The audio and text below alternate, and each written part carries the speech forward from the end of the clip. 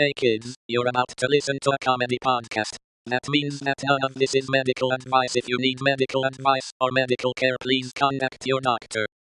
Welcome to the Jock Doc podcast, where we discuss fitness and health and how to incorporate our modern understanding of science and medicine into our daily lives, but without it being so boring. I'm your host, drlennonsmith.com. I'd like to begin by apologizing to our listeners. We've received some feedback about the excessive amount of technical medical terms that I've been using, such as defibrillator and Sir. Mix a lot. So I'll try to temper my terminology to a simpler one in the future. Here to help with that is our producer, Cameron. Hey, Dr. London. Hey! How you doing? I'm happy to be doing this over Zoom today because I had to work from home. Yeah. No, I appreciate you taking the time. This is what your home sounds like? What's that? This is what your home sounds like? Oh, yeah, most of the time now. I mean, Dr. London, I've had some major breakthroughs. Hold on. Get down here. Hold on 1 second. Motherfucking... Okay, it's hard to make out, but... Okay. How... you don't seem to be alone in there. Is there a way you can get to a private room in the house? Yeah, no, I just shut the door. That was the big sound. That was the door closing sound. Okay. So we're good now. Dr. Lennon, I was trying to tell you, I've made amazing progress in the Cameron Institute for Science and stuff. Okay. Yeah, I know the stuff part you were really working on defining what that was. Well, and I'm finally reaching the period where I can combine both the science and the stuff. Okay. Because I pitched you some ideas for that. Like, did you take any of my ideas? I did, and that's what I kind of want to talk about. Yeah. This is what happened. The noises you were hearing... Well, here, let me just explain. You've seen the movie Jurassic Park. Everyone's seen the movie Jurassic Park, of course. And the way they get dinosaurs is because there was a mosquito that was frozen in amber, and they were able to steal its DNA. Hold on. For our listeners, spoiler alert. This is I don't want to ruin it. So this is a pretty significant plot point. Pretty early on in the film. I just want to because for people who don't know, this genetic research capabilities are going to be kind of thrown in their face, and I just spoiler alert, watch the movie pause the podcast, watch the movie first if you don't already know this Watch the movie first. Watch the first 6 or 7 minutes, then once you learn this info, because it's the setup for the movie, then you can return back to the podcast, then go ahead and finish the movie if you want. That's your choice. But Dr. Lennon, I've had amazing progress. Because, so, Jurassic Park, that's a movie. That's not real. And so they've got this mosquito and amber thing. So I'm thinking, what is the actual real life version of that? Because they're on the right idea. Finding a bug in goop and then doing science with it is absolutely on the right track. Okay, so you're thinking tar pits or... I'm not thinking anything. This is the Cameron Institute of Science and stuff. I've already done my experiments. I've had huge progress, Dr. Lennon. I collected a large amount of beetles and also some grass and stuff and also some loose mud, right? And then taking your advice, I covered that in blended up fish stuff. Because that's what you told me, right? I told you lots of vitamin. That was in regard to diet stuff. I was hey, you should have more. They have omega-3 stuff in fish. You should go after salmon more. Try that instead of eating so much just honkin' raw beef. You kept saying honkin' raw beef is the main food group there is, and I said no, you should try some. Well, if you haven't looked at the pyramid lately, is what it comes down to, because it's mostly honking big old beef. Yeah. Okay, but you took my advice for diet and you applied it to science and stuff. Yeah, Dr. London, I covered all the bugs and stuff with just fish guts and blended up fish stuff, and that was the result. It's this room of monsters and shit. So it's I guess I'm failing to see. So something came alive out of that? Because it seems like that would just stink really bad. Dozens and dozens and dozens of things have, Dr. London. I feel like it's opened some sort of almost portal to a realm that I don't want to go to. Because it's continuously growing, and I think by the end of the week, it's going to be the size of the room it's in right now. Okay. Oh, so, well, I guess that, you have talked about remodeling the house a little bit, so I guess this is kind of a good excuse to expand.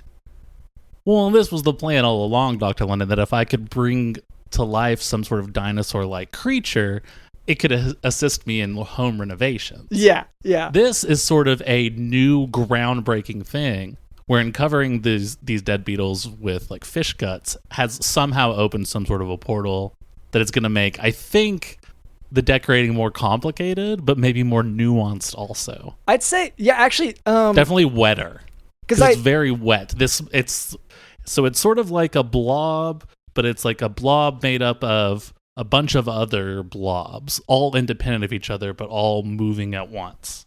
Okay. Because here's what came into my mind whenever you said you're talking, okay, these fun, crazy characters, home renovation. Is this not an HGTV show? Like, can we not... Oh, sorry, not HGTV, because it'd be for our streaming service. But, like, could we not make this a show? Could we not... I mean, I would love that. I didn't want to just say that outright. But, like, yeah. Okay, so because like, it makes me feel crazy. Can you hold on 1 second? Yeah. Let me just... Okay. Is that... Yeah, no, that's... Okay. Sure. I mean, that's fine, but... Tell them we will have to get their consent. I would disagree with that entirely. All right. Okay. Let me talk to him real quick and we'll... Okay. All right. They don't like the way that I've been depicting them on this podcast. Okay. Like, TV stars? Like, cause I'm wanting to put them on TV. Is that... They don't like that? Well, they said that once they become, like, absolutely huge megastars, they think you're going to sort of ride their coattails to stardom. They're kind of like, why do we need you in this mix? Okay, well, I mean, that is what I plan to put in the contract, the coattails stuff, but, like, I guess the answer to why is because I'm going to make them a star. Like, they won't get this opportunity from anyone else. So... what else do I say? Like, this is how you work in the industry. Yeah. Okay. I mean, that makes sense. It's basically 72 hours old, so it's understanding of just sort of television and how sort of, especially in the streaming age, how things work and how the business is actually changing right now. Yeah. Yes. Yeah. Sort of a post-COVID. They're not really they don't really know all that stuff. So let me just hold on 1 second. Yeah. Yeah, no, so it's more... It is still residual based, it's just... Okay. Okay.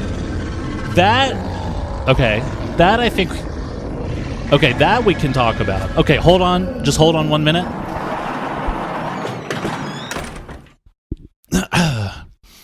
They'd rather do like a podcast. Yeah, no, like that's easy. Like they can do both is the thing. Like I hate, like these are things that we can talk about with the contract stuff, but like I don't think it's one or the other. That once we get to that point, a podcast is something they do on the side. I don't know how they're going to be as a presence on a podcast. Like, I don't know how they're going to work. That I didn't want to bring that up in the room, but I was wondering, okay, so sort of a semi-sentient blob of beetles and fish guts. Like, who is this attracting? Who's the audience? Who's the audience for this? Who's the target audience? Yeah. And it's me, obviously, but I'm sort of like weird like that. Well, yeah. And like, when kind of different. Too many times, I think in the past we could have worked with that, but we've gone to our marketing department enough times and said, hey, this thing is made specifically for Cameron, and it really won't appeal to anyone else. And they've worked with that in the past, but they've really gotten back to me and said, like, we're trying to expand our demographic beyond just one of the people owning the service. So, well, and especially if you think we're in a post-serial world, and Serial came out 10 years ago or so, and it covered most of the stuff I think they would be covering. Yeah, no, I agree. Like, there's so much overlap between this sort of semi gelatinous glob and Sarah Koenig. Yeah. Oh, please, yeah, and the whole the possibility of a false imprisonment. Was he guilty? Was he not guilty? And evidence points mostly to as guilty, but they portrayed it a different way. Yes, all of that would be conveyed through the Blob, I think, if we really so it would just be repetitive. I'll try to convince them into the HGTV style show. Yeah, and I think maybe they're just insecure about being in front of the camera, Yeah, and like that, all of that stuff is stuff we could work out with the producers. But switching to another medium entirely just feels like, I want to be able to pitch this, but it's just, Dr. London, my little monsters are so shy. They're just so little shy babies.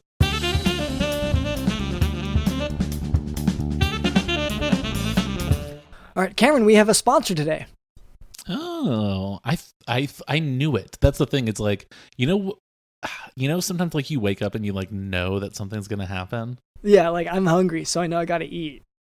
Yeah, it's just like, it's like this psychic ability just to like know what's right around the corner. And I knew today that we were going to have a sponsor. So, sponsors Caldera Lab.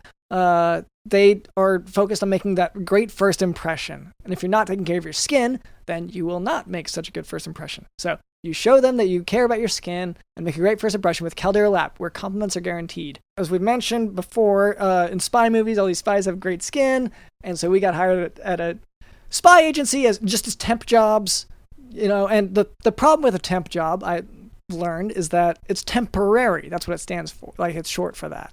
So we got reassigned. We were starting a union, and it actually became very successful. It got salary benefit. Like, we were only trying to get 2 slices of cake and be invited to a party. That was like the main objective.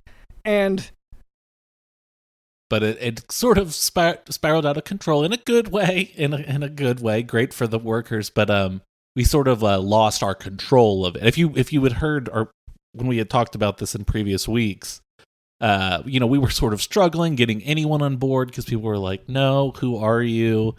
Didn't you just start working here? Are you allowed to be in this room? I really don't. Think I don't know if temp workers can actually do that." And we were like, we just wanted to get invited to one of these parties. So anyway, we were reassigned. Union's doing great, but now we have been reassigned to the union busting team. That's our role within that agency now. Yeah, so we were doing a great job as both union leads and the janitors, or not really. They said it was not really a janitor. They like the title because it was lower than that. It was sort of like junior. They said janitor. Custodian, and like as trying to cuss at it, but like they didn't say anyway. It was concerning. Yeah, it's the kind of thing where like they didn't bother because we were so low. They didn't bother to come up with a good insult for us. Is kind of the vibe I got. So anyway, now we're having to figure out. I gotta admit, I don't know how to bust a union. I know how to make one. So that's been our struggle currently. But I should mention also, Caldera Lab creates high-performance men's skincare products, and the regiment leads off their product lineup. It's a twice-a-day routine to transform your skin. Caldera Lab knows the skincare world is heavily female-driven and has long been the wild, wild west for men. That's why they're making the solution simple. With the regiment, which includes 3 products: the Clean Slate, the Base Layer, and the Good. The Clean Slate starts and ends your day. This face wash leaves all skin types refreshed. The Base Layer is your daily moisturizer to hydrate your skin and jumpstart your day full of confidence. The Good is your go-to multifunctional serum at night. Helps your skin look tighter and smoother, as well as helps reduce the visibility of wrinkles and fine lines. Every drop is packed with 3.4 million antioxidants to protect your skin. And the Caldera Lab Icon Eye Serum addresses the 3 most common skin concerns around the eye, which is fine lines, dark circles, and puffiness. And just like... so one thing we found is that the people who didn't like us at the spy agency before, they like us even less now, is what it turned out. Yeah, it was like, okay, so we had this great idea to start a union. Everyone was like, who are you? Why are you here? Then, someone else decides, oh, that's a good idea. I'm going to start a union, or I'm going to be the lead of the union. Everyone is suddenly on board and is like, oh, that's so cool. And then now we get reassigned. Everyone's mad at us again. And I don't know if they recognize that it was a good idea. And so now we're expected to come up with an equally good idea to stop what we started. We are doing the jobs that we were hired for, and then reassigned a second time to be. Okay? That's all we're trying to do. So Caldera Labs leader men's skincare made with only top-tier ingredients, and clinical trials have found that 94% of men's skin showed an overall younger-looking appearance after using Caldera Lab for a few weeks. It's a minute, morning and night, to reduce your wrinkles, fine lines, and signs of aging. And just for our audience, we have an exclusive offer, the best offer available anywhere. Use code JOCKDOC at calderalab.com and get 20% off right now. That's 20% off with code JOCKDOC at calderalab.com to make unforgettable first impressions where compliments are guaranteed. It's 20% off at calderalab.com with code JOCKDOC.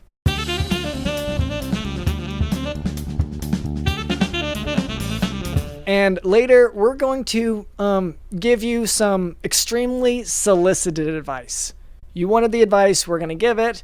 But before we move on to that, I would like to address a bit of listener feedback, which is separate.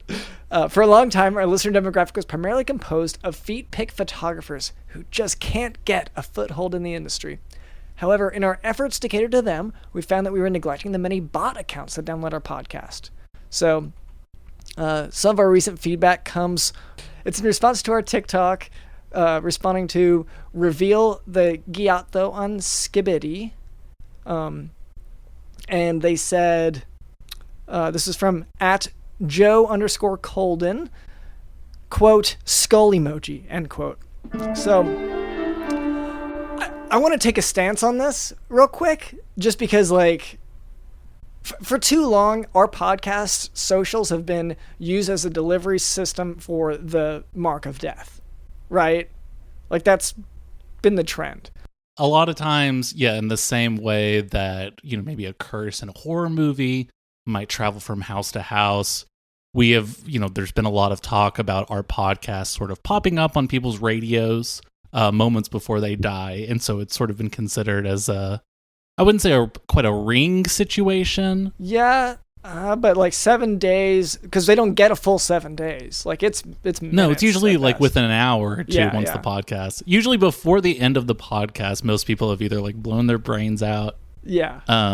Or just sort of succumbed to whatever illness they were previously fighting. Usually they do put it in order for whatever we're advertising on that day. So I can see how, it's just we do want returning customers is part of the thing. Whatever we advertise, we do want them coming back and ordering more.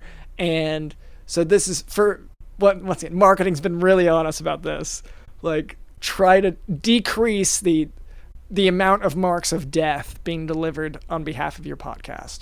So, and that's, that's us being, just business mindset, but also I think it'd be good if people just didn't die from it. That's definitely an interesting thought. I think maybe we could think of 2025 as sort of the point where we could, that's hopefully by pivot. To that.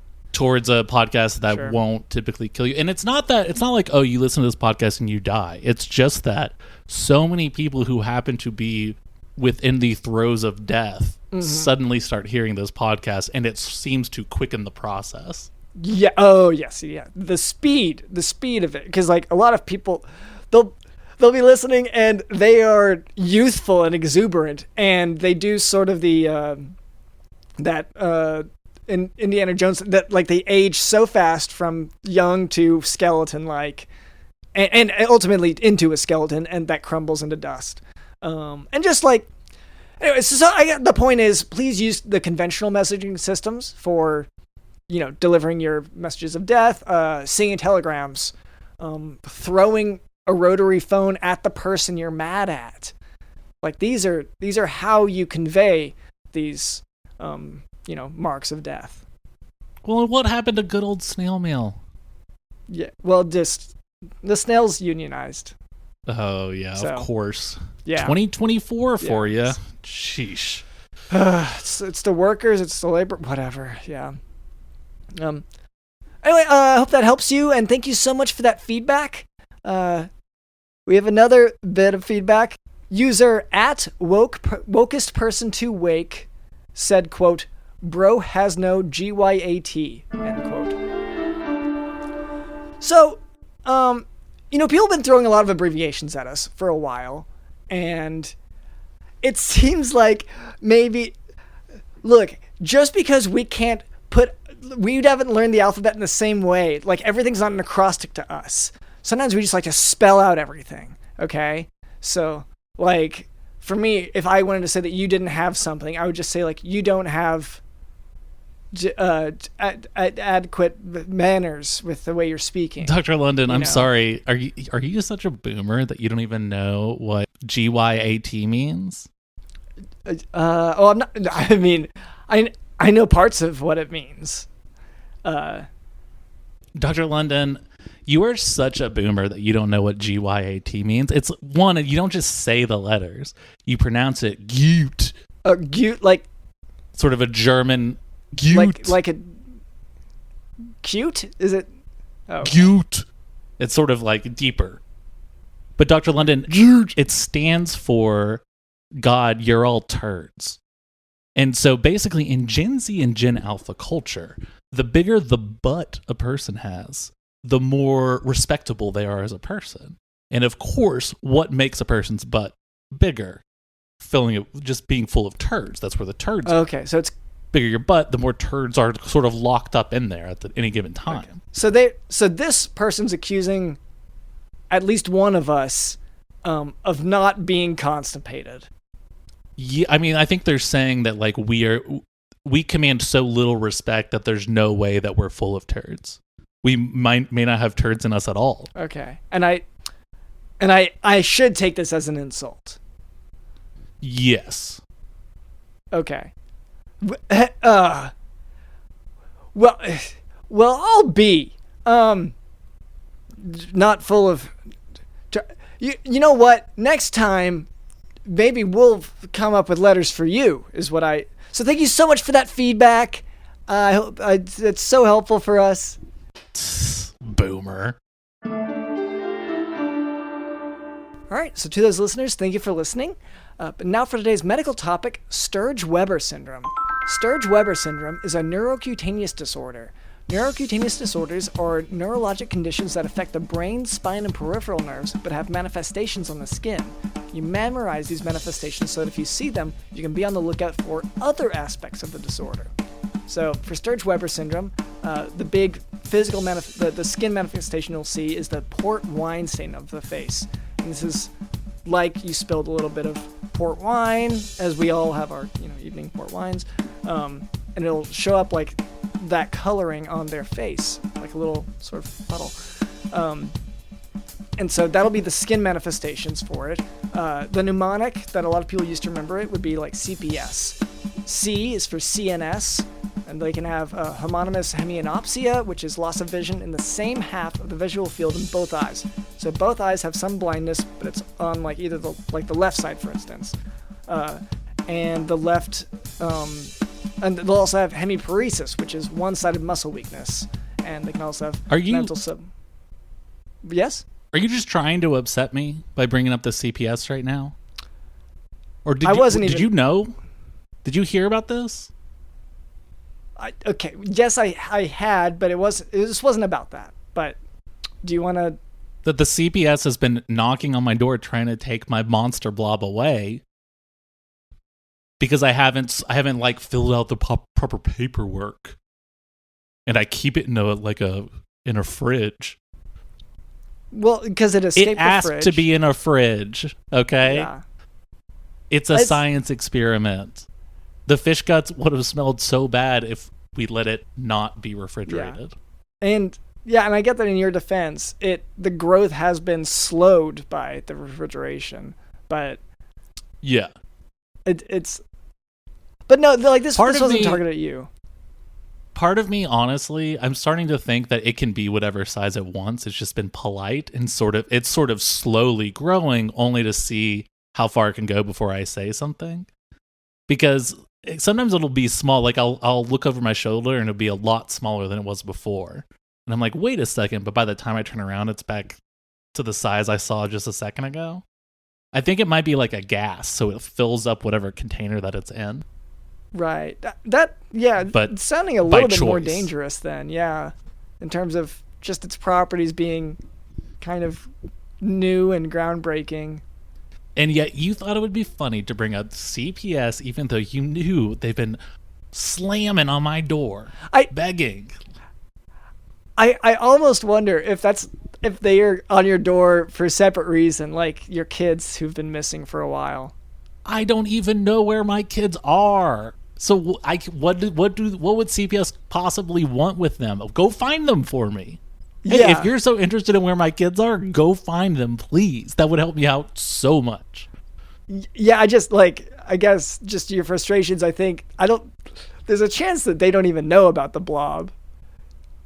Like, it may just be your children and like maybe they were just checking your house and, okay, not here? Okay, move on. But well, I mean, for them to not know about my blob, that would mean that they're not subscribed to my blog, my Substack. Yeah. Which, of course, they are. Everyone in town is subscribed to my Substack, right?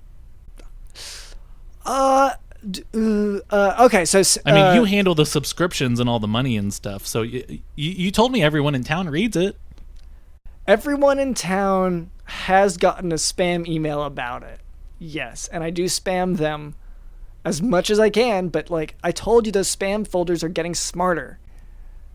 Oh no, because of AI. Yeah, it's gotta be the AI. Yeah, or like someone who like knows how to read an email and sees that it looks a lot like spam. It's got to be one of those two.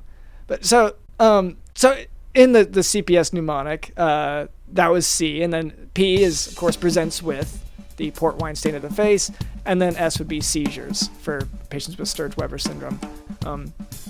I'll say the way I remember this specific one is this is kind of a deep cut. In Smash Brothers, there's the Pokemon that goes wabba wabba, blue guy who wobbles around from side to side, and I think of that one because this syndrome is one-sided stuff. So I think of Sturge-Weber, and then it's moving on one side has an issue. So it's vision loss on one side, homominous hemianopsia, and then hemiparesis, one-sided weakness, and then port wine stain on one side of the face. So on skull x-ray, patients with Sturge-Weber syndrome will have calcifications of angiomas, and there's no treatment for this syndrome beyond controlling seizures.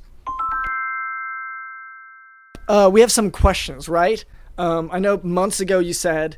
Yes. You want to introduce this? This is important, I think, for our listeners. Yeah, well, I mean, honestly, a few months ago, Dr. London and I did an episode where we kind of gave out like relationship advice and sort of our experience in dating and whatnot. And that went so viral that we've sort of taken on this second job as relationship and dating experts. We've gotten really close to taking it, putting in the newspaper. I don't know if you heard about this, but like you can go into columns and do an advice column. And so we almost started doing that. Like we haven't yet, but... Well, and we did the next best thing, which is that I sort of just wrote out some advice on like some cardstock with some crayon, and I stuck it in a lot of the newspapers. And like I held one to the window. I bought all of the newspapers I could find, stuffed that in there, and then shoved the newspapers back into the stands.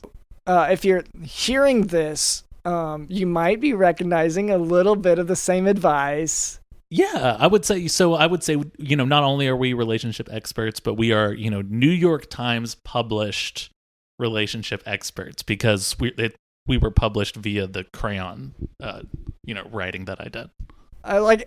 It wasn't, you know, Crayola crayon. Like, it wasn't name brand crayons, but yeah. No, it was rose art, of course. Yeah, so it's super waxy. It's not going to stick around. Which, hey, That's what dating is like sometimes. Yeah, it sucks. Spoilers. Oh, tell it, Dr. London. We posted an AMA on Reddit, and we got all of your questions, listeners. We posted on the Jock subreddit, which is one of the most active up-and-coming subreddits on Reddit. I had to turn the notifications off because it is going nuts. It's going viral. It's going viral almost as much as All of Our Device a few months ago.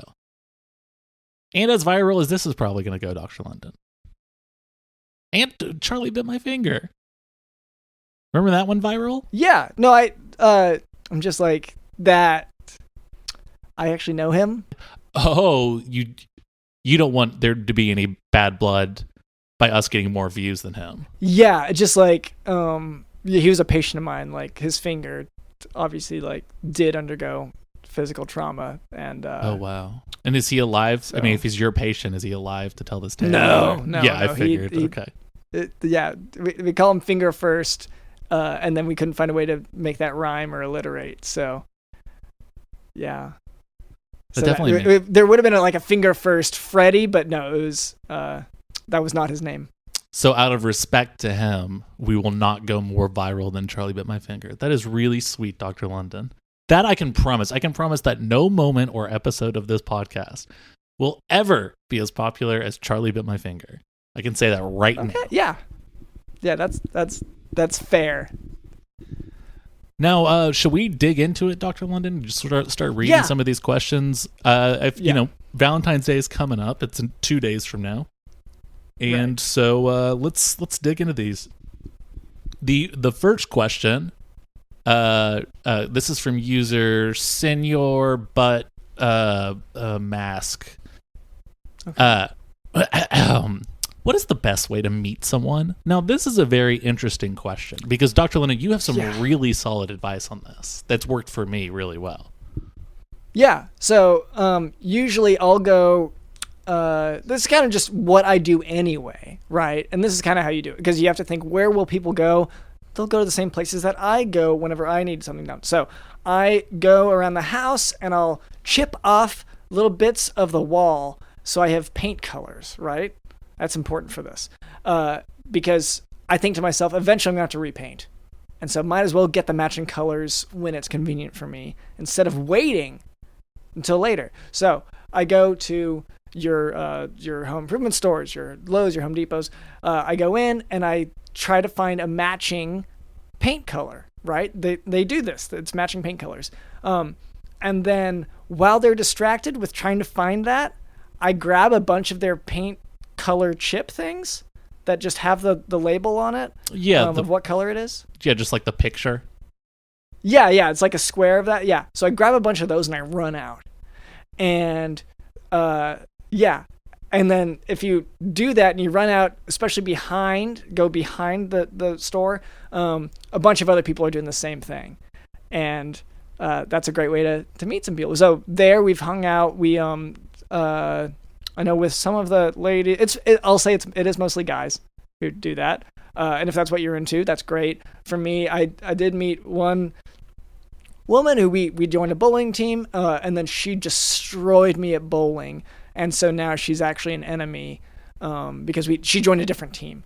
And I want to I want to hurt her. Not like physically, but certainly like doxing, and I call our place of employment and try to especially like during working hours, and I try to get her fired.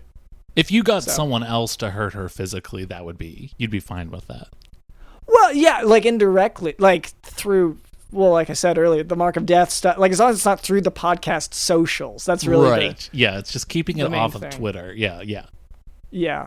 Well, I mean, and that's really worked for me quite well, Dr. London. But I'm not. Those aren't typically like my type of people. The super arty types that are stealing these free items from Lowe's and Home Depot.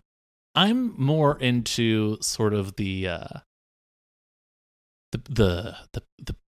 government types, the people who are all about the law, and so I love judges. And what is the best way to frequently see new judges like every other day? ignoring CPS, committing small petty crimes, doxing your bowling enemies, all of these different things that the cops are typically on their way to my house anyway. And so if while they're there, they can just take me to jail, arrest me, and then sort of like put me in front of a judge, sort of open that door where I can maybe, throw out a wink, throw out a smile, and sort of win the judge over. This is important. The crime you're committing should make you look good and attractive to the judge. Like I didn't hear the CPS knocking on my door because I was having sex so loud in the other room. Right. Okay. It was so unbelievably loud because of how good it was, and my partner was so happy that that is the reason. And that's what you tell the judge, happening. whenever they ask you about it. Yeah. Or, I was only shoplifting that to test if I could lift it up because it's so heavy. It's like a keg or something. I don't know. Yeah, and the proof that you did shoplift shows that, yes, you are that strong. You're big and strong. You're a big and strong boy. So one other point that you made there is, I think, also really important, is you were using, some people say, like, defund the police, that there's just too many and that they're overpaid and that all the budget could go to public services and social services like libraries and whatever. But, Karen brought up the point, he's getting rides from these people. That's an investment in public transportation. So... I don't even pay for Uber anymore because I'm being carted around by the police so often. Yeah, and date ideas. For free. Yes. If you happen to be into someone whose houses or where they like to hang out is on the way to your courthouse or your prison, you can at least get a wave in, a wink out the window as you go on your way. And that's, in this day and age, that counts as a date. All right, the second question from user Borky Smorky is, what is the best thing to put in my Tinder bio? Now, this is very, very interesting because this is difficult. If you put the wrong thing in your Tinder profile, you might as well be locked up in a cage. You don't even exist if your bio is incorrect. So you need to get this stuff right. Dr. Lynn, do you have any ideas? Yeah. So just remember that, especially in cases like this, like, size does matter. Like, there is a limit for your character bio. So keep it small, keep it tight. So I'd say, like, put something. I get, like, look, everyone has their preferences. I'd say, like, you want to put remote emoji, so say that you like TV. Remote control emoji, I guess I should say.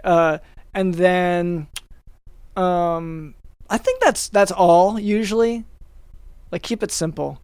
Right, yeah, just sort of list out your passions, which in this day and age, people on their phones so much. Yeah, oh yeah. And TV. Please. So if you put a phone or TV, you've already know that the person you're talking to has a cell phone. Yeah. That is a guarantee because they're on the app. Yeah. So that is already an icebreaker right there. Yeah. And now, Dr. Lennon, for me, I would usually say, like, in my bio, I'd put something like, Tiffany, your mother has cancer. And the fact that it's in my bio, before Tiffany even matches with me, she's going to be like, how did you know? Are you psychic? Let's hang out. Or if their name isn't Tiffany, they're going to say, my name isn't Tiffany, your bio's wrong. Either way, I've got my foot in the door. This does become a larger issue if this continues into a more normal relationship, because you do have to sort of befriend Tiffany's mom and then convince her to either give her cancer some way or convince her to go along with this sort of scam that you're pulling. Or if she does girlfriend. Have cancer, I'd say this is arguably possibly a bigger issue. If she does have cancer and you predicted it, then you're grappling with one of two problems. One, you've got to fake being a psychic from now on, and that's just part of, like, you have to go to classes. Like, it's kind of an expensive investment. Or two, you find out that you are actually psychic, and then you have the burden of being able to the communicating and understanding so much of the world and the cosmos beyond. So like it's tough to do, but like it does show, a potential partner that you do have this deeper understanding of the world around you, and that you listen. That's kind of a form of empathy. Well, and Dr. Lennon, if you can commit to a scam so well that either you become sidekick or you've convinced this person's mother to go along with this like con, that shows commitment. That shows you care and you're going to put time and effort into this relationship. And if you were sidekick, you already knew that. So yeah, either a single emoji or predicting their close relative's death. Or sorry, the terrible disease. Yeah, and so next question. What do we got? This is from user. What user is this from, Dr. London? Chomptathan? What is the best thing to say when you are messaging a girl on a dating app? Okay, so this is a follow-up from the other one. So, I guess... Yeah, this is sort of connected.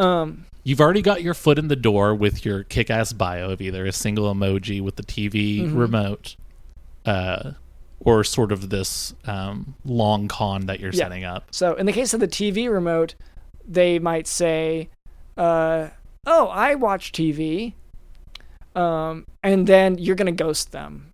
You're going to try to ghost them pretty quick, which can be tough because if they ask an open-ended question like that, that's open-ended questions are asking for more of an explanation, whereas closed-ended will be yes or no kind of questions. So open-ended, if they say like, oh, what kind of shows do you like, then you're gonna start over a second. If they say, I like watching The Office, then you can respond with, oh, okay, and then you'll ghost them from there. You're going to ghost them. And this is something that's really important, is a lot of people use the word ghost very loosely these days, like any sort of non-communication. No, you need to commit. You need to move out into the woods. Your life as you know it is over. This person who you've already given away way too much information because your bio says way too much without emoji. They know that you like TV. You're compromised, basically. Yeah. This is when you freeze. You need to gather your things. Yeah. And also, like, take a moment to panic. Check the windows. I'd say, like, I get that the woods are the ultimate location, but I'd say first, the more rational thing to do would be to put tinfoil up over the windows and the walls. You're going to do that first, and not, like, don't pick up the mail, don't do any of that for, I want to say 3-4 weeks. You want to make it so that your friends and family think that that either you're dead or that you just had a mental breakdown, which you didn't. You're just ghosting someone, but it can look like that from the outside. So first you'll do that, and then yes, you will you'll hear a noise. Probably move into the wood. You'll probably move into the woods and sort of live from town to town, maybe riding the rails a bit. And then I would say, for good measure, then dox the person who initially messaged you. With, yeah, I like The Office. Have you seen Scrubs? Any of these things. These are warning signs that you need to run. And also say, like, and this is a dating, I haven't tried this, but like I've heard that this has worked for a lot of guys. I don't know, I don't think it'll work for women as much. So, and I don't know about any non-binary or whatever. But for men at least, I know that when you are moving from town to town, you can become a serial killer. And that this really works for a lot of guys for short-term relationships. This really works for short-term relationships. Now, I'd say it's a bit toxic, that approach. I think it's really toxic, and that's why I don't want to recommend going down that route. Because if you start a relationship from a toxic place, guess what? It's going to end in a toxic place. In this case, it's probably going to end with maybe someone's head shoved into like a sewer grate. Probably the other person's, yeah. Yeah, I would think so. Significant others, yeah. So, I'd say so. That's how you should respond to it on my end to a Tinder message. I don't know if you have any other advice. No, I mean, I would say those little egg thingies that you can use to sort of clean up calluses on your skin, you can also use to whittle away your fingerprints. But sort of using like actually burning them helps too. It's never going to go fully away, and cops are going to be able to tell that you got rid of your fingerprints, but it can do really, really well if you've gone down this sort of serial killer route, which is an option that we're not recommending. No. Oh, we don't recommend it. We support abstinence on this podcast. We're just trying to let you know what's out there. Yeah. Let's see the next question. Ooh, this is a tough one, Dr. London. This is from user Spoggle Schmookle. It says, "How do I get over my ex?" Whew. This is a tough one, Dr. London, but I can tell you exactly what I do. You know when people say like, okay, you're nervous giving a speech, what do? Picture the audience naked, right? You mentally picture the audience naked, and then you don't take them as seriously that way. And so when I find myself missing my ex, I just imagine her and remember her just completely naked. Ah, man, it's gotta be devastating for her in your mind. Oh yeah, yeah. Well, not comfortable. Oh yeah, because like, why am I conjuring this thought of her? Yeah. She's got to be like, why are you doing this? Yeah, she is not happy. She's so mad. She's demanding. She's trying to cover up, but she's like, hey, why are you doing this? You're sick. And so it's that sort of which is why we kind of don't recommend getting over your ex, because it's like she's really mean. Right. Still, it's really, really tough to get over your ex because she is just really mean, especially, if you're picturing your ex naked later, they're going to be so mean about it because they're going to be mad at you for it. So I would say in this instance, I would say just move to the woods. I would say that's probably the correct solution here as well. Yeah. Well, I don't want to say correct because like each person's different. Your romantic journey is going to be different depending. So, but I'd say like, just like the most, and I also want to say once again, like that killing your ex is also not a good idea. The serial killer not thing. At all. No, I think that there is sort of a happy medium to find, or at least a content medium, where you move on. You don't get over, but you do move on, and then just kind of live in fear is ultimately kind of the best way. Yeah, I think we really covered it. And please, you know what? I don't want to over promote it, but like our Reddit, Jock podcast on Reddit is exploding. That subreddit's exploding. Oh man, the memes. Did you see the latest meme? I couldn't load it. Yeah, it's not loading for me either. I was hoping you would be able to tell me. Okay, yeah, no, but cool. I think it's going to be really funny. Yeah. All right. Well, but yeah, thank you guys for listening. And you. if you don't have a date for Valentine's Day after all this advice we gave you, that's on you, people. Okay, no excuses anymore. Yeah, we gave you every single tool to do it. So thank you to Cameron. Thank you to Digital in the House.